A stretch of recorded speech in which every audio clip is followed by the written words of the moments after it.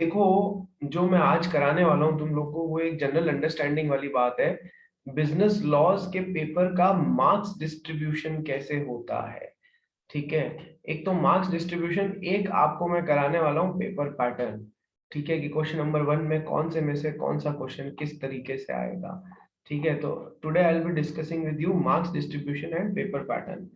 देखो, दोनों आपस में को रिलेटेड है, ये बात समझना।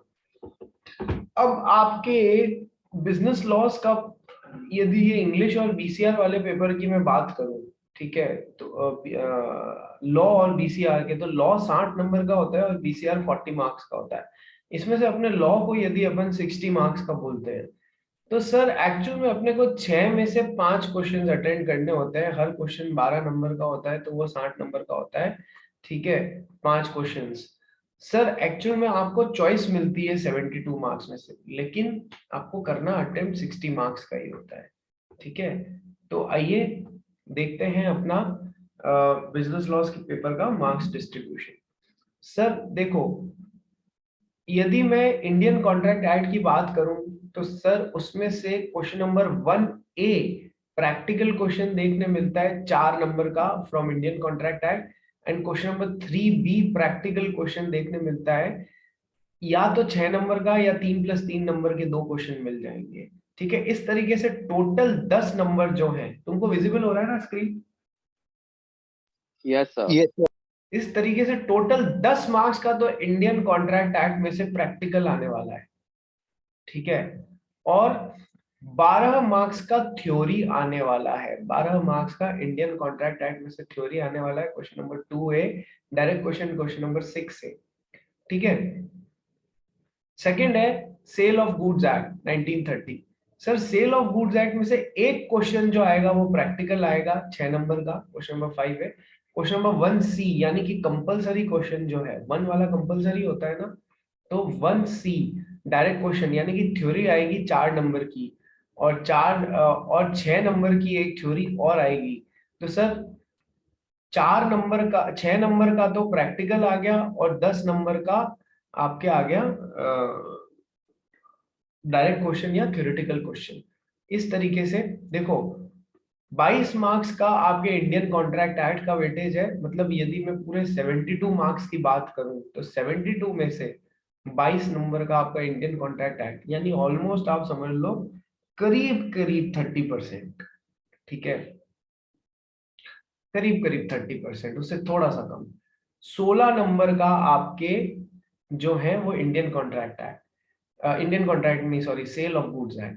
अब अपन ये तो 72 में से देख रहे हैं, तो सर एक रेंज की बात करूं, क्योंकि अपने को 60 नंबर में से लेना होता है, तो सर 15 से 21 नंबर का आपके, 60 नंबर में से 15 से 21 नंबर का आपके इंडियन कॉन्ट्रैक्ट एक्ट में से क्वेश्चन आएंगे, और 12 से 15 नंबर के बीच में सेल ऑफ गुड्स एक्ट में से आएंगे, जिसमें से देखो ज्यादा वेटेज जो है वो थ्योरी पोर्शन का है सेल ऑफ गुड्स एक्ट में, और थोड़ा कम वेटेज 6 नंबर का जो है वो आपके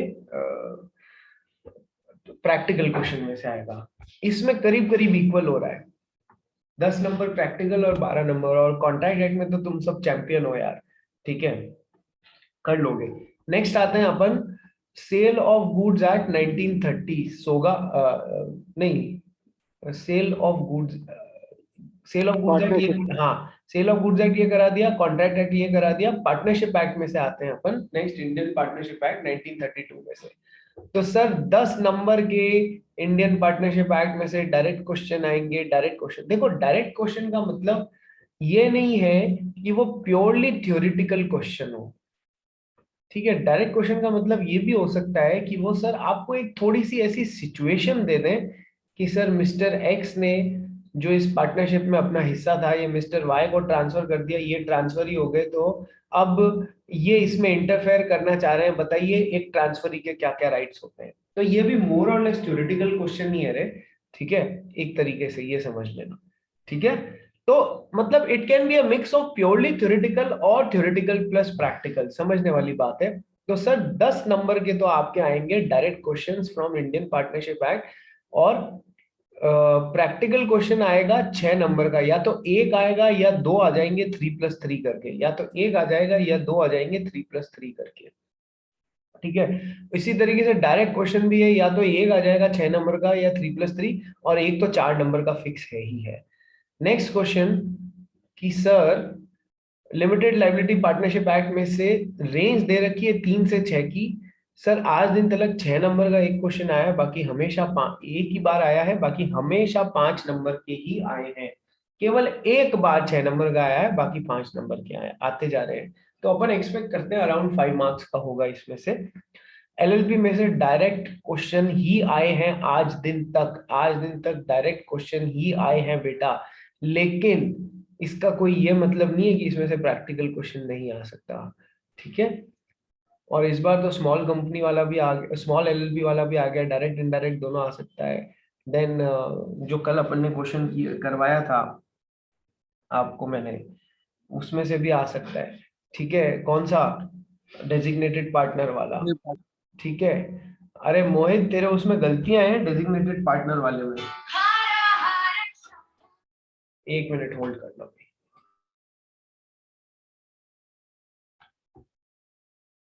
चलो भाई, तो अपना एलएलपी 5 नंबर का आएगा। आज दिन तक की हिस्ट्री रही है कि सर डायरेक्ट क्वेश्चन आया है, लेकिन अपन तैयारी रखेंगे डायरेक्ट और प्रैक्टिकल दोनों की। ठीक है, नेक्स्ट है कंपनीज एक्ट। सर 13 मार्क का इसमें से है, रेंज आती है 9 से 12 नंबर के बीच में, कहीं पर भी क्वेश्चन आ जाते हैं।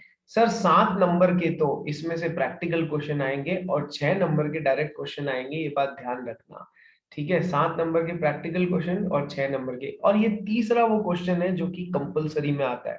यानी कि कंपलसरी क्वेश्चन 1 में एक तो इंडियन कॉन्ट्रैक्ट एक्ट में से, एक सेल ऑफ गुड्स एक्ट में से, एक कंपनीज एक्ट में से क्वेश्चन आता है।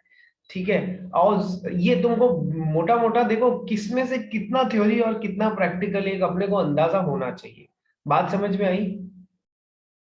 ये फाइल्स में अभी आपके साथ में शेयर कर दूंगा। ठीक है, हाँ सर। अब देखो पेपर पैटर्न की बात करते हैं। टोटल 6 क्वेश्चंस मिलेंगे आपको सर, 1+5। टोटल 6 क्वेश्चंस मिलेंगे 1+5। ठीक है, अब 1+5 मतलब पहला तो कंपलसरी है, और बाकी 5 में से कोई विचार करना है। Question number 1 is compulsory, attempt any 4 out of remaining 5 questions, attempt any 4 out of remaining 5 questions. ठीक है, तो सर बाकी 4 ये तो तुमको छोड़ना है ही नहीं, ये तो कंपलसरी है ही है। ठीक है, अब देखो क्वेश्चन नंबर 1 में मैंने तुमको बोला था 3 जगह से क्वेश्चंस आते हैं कंपलसरी वाले पार्ट में से। पहला कॉन्ट्रैक्ट एक्ट में से, एक सेल ऑफ गुड्स एक्ट में से, और एक कंपनीज एक्ट में से। देख लो तीनों वो के वही है। कॉम्बिनेशन जो हर क्वेश्चन में बनेगा वो एक दो, मतलब चाहे 2 आ रहे हो चाहे 3 आ रहे हो, कैसे भी बन रहा हो 12 नंबर का बनाना होता है सर। ठीक है, तो कॉम्बिनेशन क्या क्या बनते हैं देख, 4+4+4। ठीक है, ये हो गया 12 नंबर। या फिर कॉम्बिनेशन बनेगा 6+6, ये हो गया 12 नंबर। 6 का ये भी हो सकता है कि सर 3+3 कर देवे, तो एक में ही मतलब 2 की बजाय वापस 3 सवाल पूछ लेवे। ठीक है, एक ये और एक ये। ठीक है, तो ऐसा कॉम्बिनेशन तीसरा सर 5+4+3, 5 और 4 9, 9 और 3 12। ठीक है, ये एक कॉम्बिनेशन बन सकता है। ठीक है, एक कॉम्बिनेशन बनता है 7+5 का, 7 और 5 13। ठीक है, तो सर इतने कितने ही कॉम्बिनेशंस मिल जाते हैं यार, जिसमें है ना पहले एक कॉम्बिनेशन होता था 2+4+6 का, जिसको इन्होंने 2 वाले को हटा दिया। ठीक है, तो आइए देखो अब क्वेश्चन नंबर 1 सर 4-4 नंबर के। ठीक है, पहला ये कॉन्ट्रैक्ट एक्ट में से प्रैक्टिकल क्वेश्चन आएगा करना, कंपनीज एक्ट में से प्रैक्टिकल आएगा, और सेल ऑफ गुड्स एक्ट में से डायरेक्ट क्वेश्चन आएगा, ये बात ध्यान रखना। क्वेश्चन नंबर 2 कॉन्ट्रैक्ट एक्ट में से 7 नंबर और एलएलपी एक्ट में से 5 नंबर। अब देखो ट्रिक समझने की कोशिश करना। सर कॉन्ट्रैक्ट एक्ट तो तुम छोड़ ही नहीं सकते, छोड़ दिया तो मर जाओगे। अच्छा छोड़ना तो वैसे कुछ भी नहीं है, कुछ भी नहीं है, कुछ भी नहीं है, छोड़ना तो कुछ भी नहीं है। तो सर कॉन्ट्रैक्ट एक्ट कर लिया। कंपनीज एक्ट देखो प्रेफरेंस क्या होनी चाहिए, कॉन्ट्रैक्ट एक्ट सबसे बड़ा है, सबसे पहले तुमको तैयार करना चाहिए कंपनीज एक्ट। कंपनीज एक्ट करने से क्या होगा कि सर एक पूरे 9 नंबर के आसपास, 9 से 12 नंबर की रेंज है ना, एक अप्रोक्सीमेट पकड़ लो, 10 नंबर अपने पक्के हो जाएंगे। ठीक है सर। कंपनीज एक्ट के बाद में तुमको तैयार करना चाहिए एलएलपी। 5 नंबर का है, क्वेश्चन बैंक दिया हुआ है, उसमें से चिपक जाओ। ठीक है, 5 नंबर के लिए तुम तैयारी हो जाएगी। फिर तुमको तीसरा तैयार करना चाहिए सर कॉन्ट्रैक्ट एक्ट। ठीक है, कॉन्ट्रैक्ट एक्ट जब थोड़ा सा लंबा जाता है, कॉन्ट्रैक्ट एक्ट तैयार कर लोगे ना सर, तो इसमें से देखो कंपलसरी क्वेश्चंस इसमें से आने हैं, कॉन्ट्रैक्ट एक्ट में से, कंपनीज एक्ट में से और सेल ऑफ गुड्स एक्ट में से। ठीक है सर। अब देखो क्वेश्चन नंबर 2 यदि देखोगे तो सर कॉन्ट्रैक्ट एक्ट वाला ये क्वेश्चन अपने ये तो करना ही है, companies act, contract act, sale of goods act. ठीक है सर। सेकंड में एक तो तुम कॉन्ट्रैक्ट एक्ट तैयार किया हुआ ही है, और एक एलएलपी जो तैयार किया हुआ होगा, तो तुम 100% सेकंड क्वेश्चन अटेम्प्ट कर पाओगे। 100% सेकंड क्वेश्चन को तुम लोग अटेम्प्ट कर पाओगे, और ये 7 नंबर का थ्योरेटिकल क्वेश्चन आएगा। कैसे नहीं कर पाओगे यार, थ्योरी तो तुम्हारी अच्छी है ही है सब लोगों की। 7 नंबर का कॉन्ट्रैक्ट एक्ट में से थ्योरेटिकल क्वेश्चन आएगा। अब समझना ये कि है ना, एलएलपी एक्ट नहीं तैयार किया हुआ होता तो तुम लोग सेकंड क्वेश्चन अटेंड कर पाते क्या? फिर तुम्हारे मार्क्स बेजा कट जाते। इसलिए इसलिए मैं बोला सबसे पहले कंपनीज एक्ट तैयार करो, उसके बाद में एलएलपी तैयार करो, और फिर कॉन्ट्रैक्ट एक्ट तैयार करो। तो मैं स्ट्रेटेजी क्या है, क्वेश्चन नंबर 1 और देख लेना, आता हो तो बहुत अच्छा है, नहीं आता हो तो फिर इस क्वेश्चन को छोड़ना। ठीक है, तो क्वेश्चन नंबर 2 जो है वो अपना अटेंड करना बनता है, क्योंकि अपना कॉन्ट्रैक्ट भी तैयार है, और अपन एलएलपी का 5 नंबर का क्वेश्चन उन 18 पेज जो है अपने क्वेश्चन बैंक वाले फटाफट उनमें से कवर कर लेंगे। वो दिखते 18 हैं, वो है कम एक्चुअल में। ठीक है, अब देखो नेक्स्ट जो है तुम्हारा क्वेश्चन नंबर 3, इसमें है एक तो पार्टनरशिप एक्ट का क्वेश्चन आएगा, एक कॉन्ट्रैक्ट एक्ट का क्वेश्चन आएगा अगेन, और जो क्वेश्चन नंबर 4 है वो तुम्हारे सेल ऑफ गुड्स एक्ट में से एक क्वेश्चन आएगा, और पार्टनरशिप एक्ट में से एक क्वेश्चन आएगा। क्वेश्चन नंबर 5 जो है सेल ऑफ गुड्स एक्ट और कंपनीज एक्ट देखो, और क्वेश्चन नंबर 6 जो है वो कॉन्ट्रैक्ट एक्ट, पार्टनरशिप एक्ट और कंपनीज एक्ट, तीनों का एक एक क्वेश्चन रहेगा। अब इन्होंने पार्टनरशिप एक्ट को ऐसी जगह डाल दिया है कि तुम लोग चाह के भी पार्टनरशिप एक्ट को छोड़ नहीं सकते हो। सेल ऑफ गुड्स एक्ट को तो छोड़ने का सवाल वैसे भी नहीं बनता, तो इन्होंने तुमको फंसाने की कोशिश की है कि तुम सोचो कि हम पार्टनरशिप एक्ट को, यदि सेल ऑफ गुड्स एक्ट तुम छोड़ नहीं सकते, कंपनी छोड़ नहीं सकते, और कॉन्ट्रैक्ट एक्ट छोड़ नहीं सकते तुम। ठीक है, और तुम सोचोगे हम एलएलपी छोड़ के चले जाते हैं। ठीक है, तो तुम्हारे को पार्टनरशिप का कुछ ना कुछ, पार्टनरशिप 3 जगह पे फैला हुआ है, एक इस क्वेश्चन में, एक इस क्वेश्चन में, एक इस क्वेश्चन में, तो तुमको कुछ भी छोड़ने का सवाल बनता नहीं है। नटशेल में बात ये है। ठीक है, कॉन्ट्रैक्ट एक्ट किया हुआ होगा, कंपनीज एक्ट किया हुआ होएगा, तो नेक्स्ट सबसे लास्ट में तुम तैयार करना पार्टनरशिप एक्ट। ठीक है भाई, एक तो ये बात हो गई। दूसरी बात क्या हो गई कि हाँ, सबसे लास्ट में तैयार करोगे पार्टनरशिप एक्ट, तो सबसे पहले कंपनीज एक्ट तैयार करना, फिर एलएलपी करना, फिर कॉन्ट्रैक्ट करना, फिर सेल ऑफ गुड्स एक्ट करना। ये दोनों लेंदी बहुत हैं, ये दोनों लेंदी बहुत हैं, लेकिन इनमें नंबर भी अच्छे खासे हैं। ठीक है, ध्यान रखना।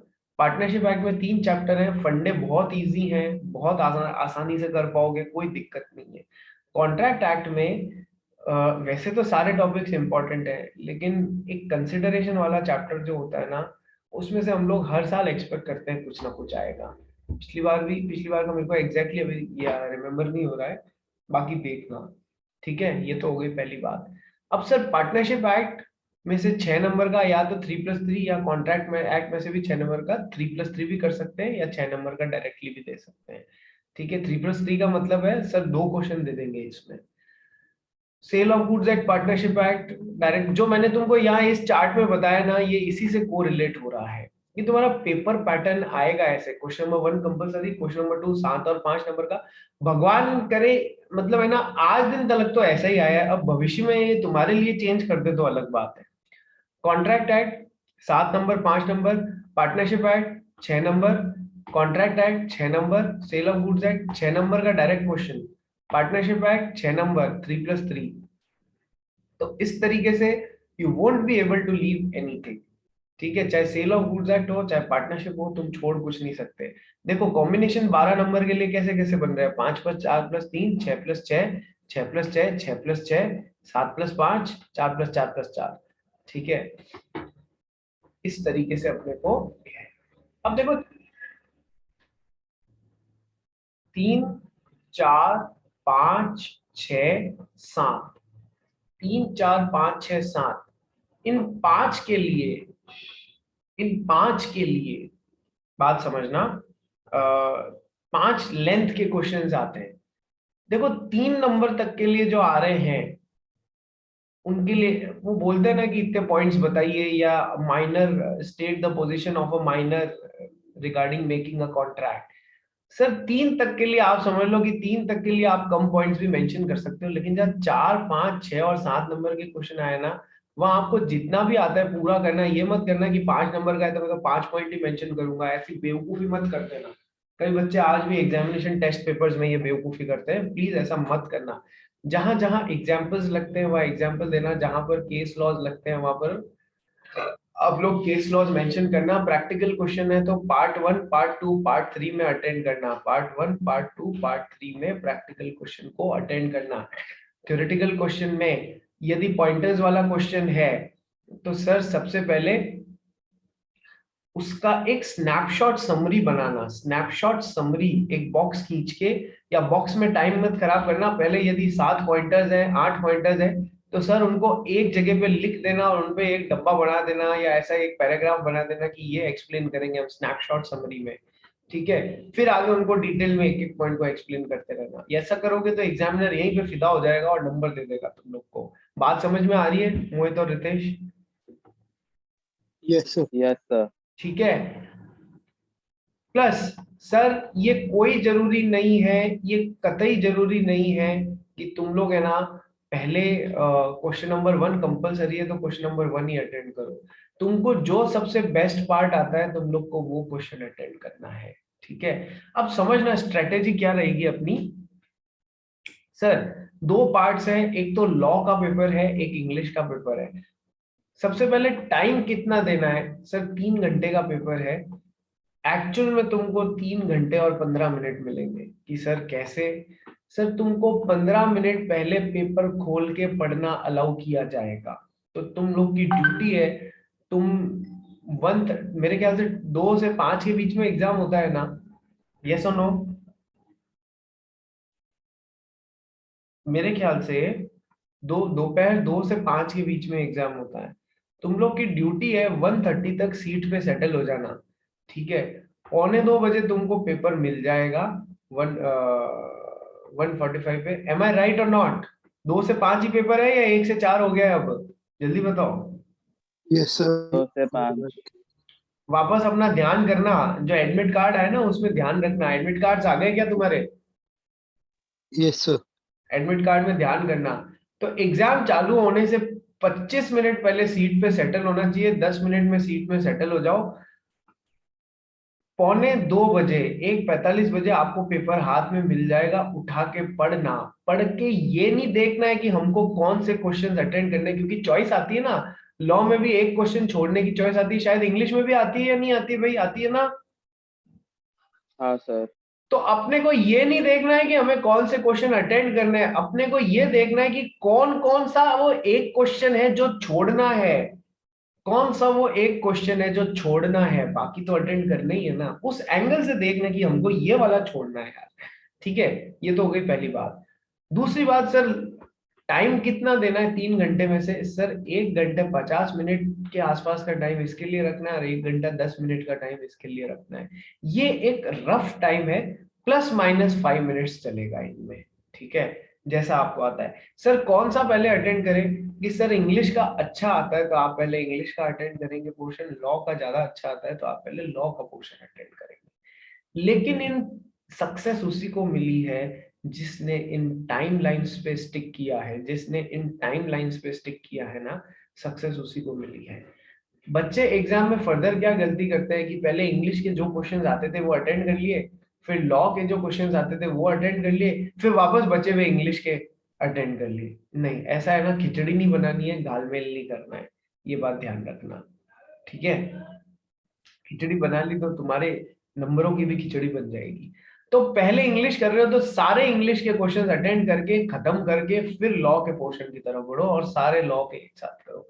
और पहले लॉ के कर रहे हो तो सारे लॉ के करो फिर इंग्लिश के करो, लेकिन टाइमलाइन पे स्टिक रहना बेटा। 1 घंटा 50 मिनट और 1 घंटा 10 मिनट, 15 मिनट जल्दी पहुंच, आधा घंटा जल्दी पहुंचोगे तो फायदा मिलेगा, क्योंकि 15 मिनट पेपर पढ़ने के लिए मिलते हैं। डिसाइड क्या करना है, कौन से क्वेश्चंस छोड़ने हैं, ये नहीं कि ये करने हैं ये करने हैं, छोड़ना तो ये वाला है भैया। अब उससे भी बड़ी बात, सर 1 घंटा 50 मिनट लॉ के पेपर के लिए मिलता है। सर इस 1 घंटा 50 मिनट में कितने क्वेश्चन अटेंड करने की, सर 5 क्वेश्चन अटेंड करने हैं, 1+4, total 5 questions need to be attended. So when you divide the total minutes 60 plus 50, that is 110 minutes by 5, it comes to around 22 minutes per question. It comes to around 22 minutes per question की, यानी कि हर एक question को आपको अंदाजन 22 minute में निपटाना है, along with its सब पार्ट्स, along with its सब पार्ट्स। देख लो भाई, यहाँ पर तुम लोग के सामने पढ़ा हुआ ही है कि हर क्वेश्चन में सब पार्ट है। पहले क्वेश्चन में 3, दूसरे में 2, तीसरे में या तो 2 होंगे या फिर 3 होंगे या फिर 4 होंगे। कि कैसे 6+6 हुए तो 2 हो जाएंगे, 3+3 और 6 हुए तो 3 हो जाएंगे, और यदि 3+3 और 3+3 हुए, हालांकि ऐसा मुश्किल है, तो 4 क्वेश्चन हो जाएंगे। तो सर 3 पोर्शन अटेंड करना, 2 अटेंड करना, या 3 या 4 करना, देन अगेन 6 तो तुम लोग को हर क्वेश्चन के लिए 22 मिनट, 22 मिनट में सब पार्ट के साथ में पूरा क्वेश्चन आंसर करना है। 22 मिनट में 22 मिनट की एक टाइमलाइन बना लेना। क्या ये 22 मिनट का फंडा समझ में आया? ये लॉ के लिए, हाँ, इंग्लिश के लिए नहीं है। 1 घंटा 50 मिनट को डिवाइड किया है मैंने 5 से, तब जाके 22 मिनट पर क्वेश्चन आया है। बात समझ में आई या नहीं आई, बोलो। Yes, sir.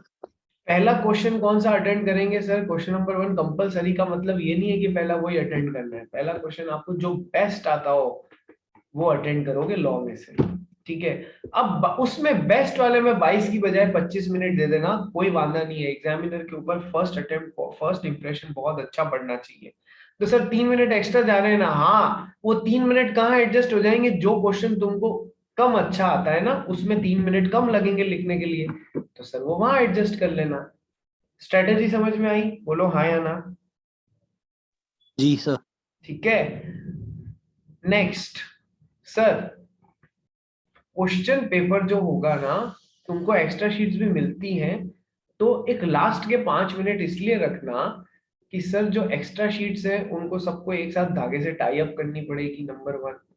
Number 2, sir question का जो फ्रंट पेज होता है, तुम सबने देखा होगा, वहां कौन से क्वेश्चंस अटेंड किए आपको उनको टिक करना पड़ेगा कि मैंने ये क्वेश्चन अटेंड किए, यहाँ एंट्रियां भी पूरी करनी पड़ती है, ठीक है। तो लास्ट के 5-7 मिनट, 5 से 7 मिनट इसलिए छोड़ देना, ये बात।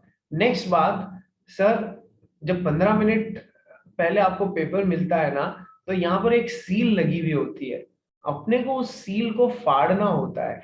फर्स्ट पेपर पे लिखा हुआ होता है कि टोटल नंबर ऑफ पेजेस इतने हैं, तो देख लेना भैया, कोई पेपर गलती से है ना, काउंट कर लेना, हाँ भाई मेरे पास सही में 16 पेजेस का ही क्वेश्चन पेपर है, 14 पेज का ही क्वेश्चन पेपर है, जितने भी पेजेस यहाँ पर लिखे हुए ना, क्वेश्चन पेपर उतने का है या नहीं। पहला काम सबसे ये चेक करना, यदि बीच में से कोई पेपर चिपक के आने से रह गया तो तुम लोग को प्रॉब्लम हो जाएगी। होता है ना यार, हाथ हाथ या मशीन से ही तो, मशीनी प्रोसेस से ही तो चिपक रहे हैं, हो सकता है गड़बड़ हो जाए। सील को खोलते ही सबसे पहला काम क्या करोगे, चेक करोगे कि इसमें जितने नंबर ऑफ पेजेस यहाँ क्वेश्चन पेपर में दिए उतने यहाँ है या नहीं, ठीक है। नेक्स्ट सर और क्या बोल रहा था मैं, हाँ, अब ये जैसे तुम्हारी आंसर शीट हो गई, ठीक है। आंसर शीट में एक तो question number 1 part A, part B, part C. तो आंसर कैसे स्टार्ट करोगे, आंसर 1 ए, यहाँ पर ऐसे लिखोगे, यहाँ पर भी लिखोगे आंसर 1 ए, दोनों तरफ लिखना, मार्जिन में भी लिखना, यहाँ पर भी लिखना। बात समझ में आ गई? क्योंकि और यहाँ पर बॉक्स बनाना, सर एग्जामिनर को पता पड़ना चाहिए, घोचू देख हमने नया आंसर चालू कर दिया है, तो ये मत सोचना कि हमने आंसर नहीं, पुराने वाला ही चल रहा है, क्योंकि 500,000 कॉपीज जिसके पास में आती है और हर एक में कम से कम 20-20, 30-30, 40-40 पन्ने होते हैं, तो उसको तो 40,000 पेपर पढ़ने हैं यार। पागल नहीं होगा तो क्या होगा। तो तुम्हारा काम, तुम्हारी ड्यूटी बनती है, तुम उसको ध्यान दिलाओ कि कैसे इस चीज को कंट्रोल करें, मतलब कैसे अपना ध्यान अट्रैक्ट करें कि भैया हमने नया आंसर लिखा है। बात समझ में आ गई? एक तो यहाँ भी टॉप पे भी आना चाहिए, दूसरा यहाँ पे भी आना चाहिए। बोलो सर, बात समझ में आई? बोलो। Yes sir. Ritesh, mister Ritesh Chaturvedi. Ritesh चला गया है। ठीक है रितेश,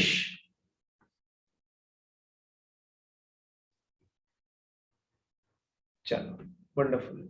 अब आगे सर मोहित, ध्यान रखना। हाँ आंसर, सर। आंसर 1A यहाँ पर भी। सर यदि 1 का बी स्टार्ट कर रहे हो ना, क्वेश्चन नंबर 1 का बी पार्ट स्टार्ट कर रहे हो, तो वो भी नए पेज से स्टार्ट होना चाहिए, वो भी नए पेज से स्टार्ट होना चाहिए। केवल हर क्वेश्चन नहीं, हर क्वेश्चन का हर सब पार्ट भी नए पेज से स्टार्ट होना चाहिए। बात समझ में आ गई? हाँ सर। छोड़ दो, तुम्हारे पैसे भरे हुए हैं, तुम्हारे कोई एक्स्ट्रा पैसे नहीं लगेंगे, कितनी भी मतलब तुम पेपर्स ले लो तो कोई एक्स्ट्रा रुपए तो लगने नहीं वाले। तो सर हर क्वेश्चन का हर सब पार्ट नए पेज से स्टार्ट करोगे, ऊपर ऐसा लिखोगे, यहाँ पर साइड में ऐसा लिखोगे। प्लस तीसरी बात सर, एज पर, यदि सेक्शन याद है तो वो, सेक्शन याद नहीं है तो as per the provisions of Indian contract act, sale of goods act, वो यहाँ पर लिखना है अलोंग विद कॉमा डाल के। ईयर, ये शॉर्ट फॉर्म काम मत लेना, पूरा लिखना। इंडियन कॉन्ट्रैक्ट एक्ट 1872, ठीक है, इस तरीके से लिख के फिर अपना आंसर का इंट्रोडक्शन करना, जैसा भी बताया, प्रैक्टिकल क्वेश्चन हो तो वैसा। बात समझ में आई? हर पेज हाँ पे सर। नया। दूसरा, ब्लैक पेन काम लेना बेटा, ब्लैक पेन काम लेना बहुत ज्यादा जरूरी है, ठीक है। और अभी मैंने आपके साथ में आरटीपी डिस्कस कर लिया, पहला एमटीपी डिस्कस कर लिया, जल्दी ही मैं एमटीपी 2 भी आपके साथ में डिस्कस करूंगा, ठीक है। ये बच गया, उसके बाद में क्वेश्चन पेपर्स, कल कंपनीज एक्ट के लिए टेस्ट के लिए तैयारी करो। तो जो मेरे को आपको बातें बतानी थी वो मैंने आपको बता दी, ठीक है। और तुम्हारे कोई पेपर को लेके कोई डाउट हो तो पूछ लो, पैटर्न को लेके। नहीं सर, ऐसा कुछ नहीं है। ठीक है, ये हो गया। कल मिलते हैं सवेरे 9:30 बजे, और कल मैं आपको टेस्ट पेपर कंपनीज का दूंगा जो हाथों हाथ सॉल्व करके देना। चलो भाई जाओ अपनी दूसरी हाँ क्लास सर। के। सर हाँ, आप बोले ना कि मेरा वो डेजिग्नेटेड पार्टनर्स वाला कुछ गलत लिखा है। डेजिग्नेटेड पार्टनर्स वाला तूने कंपेयर याद करके लिखा, देख के लिखा, पढ़ के लिखा, कैसे किया?